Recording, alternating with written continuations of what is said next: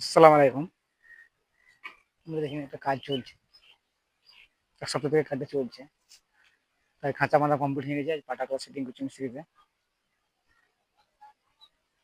তা মিস্ত্রিরা বোর্ড বানাচ্ছে, এখানে আমি এলাম। সকাল থেকে আমি ছিলাম না। কিভাবে বোর্ড বানাচ্ছে ওরা সেটাই দেখতে হবে, না দেখলে এই যেখানে বোর্ড বানাচ্ছে তো কাজের এখানে ভুলভাল আছে তো। এই বোর্ডের এই এত দূরে থেকে চাপস দিলে পাটাগুলা বেরিয়ে চলে আসবে।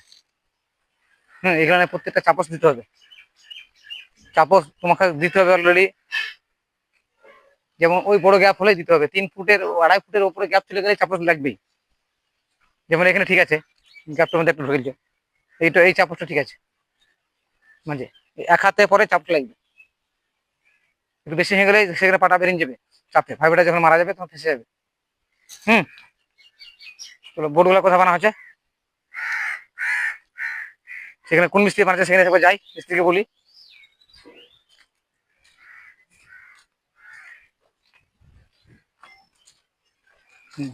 বোর্ড বানাচ্ছে মিস্ত্রিতে। বলছি বোর্ডগুলো যে বানাচ্ছো, বোর্ডে যে দূরত্ব গ্যাপ হয়ে গেছে সেই গ্যাপে একটা করে চাপস ভরো। হুম, দুই একটা তো দিয়া নাই। কাছে কাছে দেওয়া না তো পাটা যখন চাপে পাটা ফেসে যেতে পারে। আরো দেওয়ার চেষ্টা করো। আর বোর্ড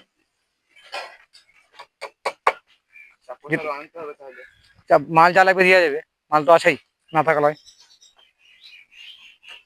ঠিক আছে বানাও। কালকে আমাদের পাটা মিল থেকে চিরাই করে আনা হয়েছে নতুন মাল দিয়ে একটা ব্যান্ড ঢালা হয়েছে। আমাদের একটা বিশাল একটা ফ্ল্যাট কাজ হয়েছে, বিনা ইট গাঁথনি করে পিলার তুলে ছাদ মারতে হবে আগে, তারপরে গাঁথনি হবে। যেমন আমাদের টাউনের কাজগুলো হয় সেই হিসেবে এখানে কাজটা হচ্ছে।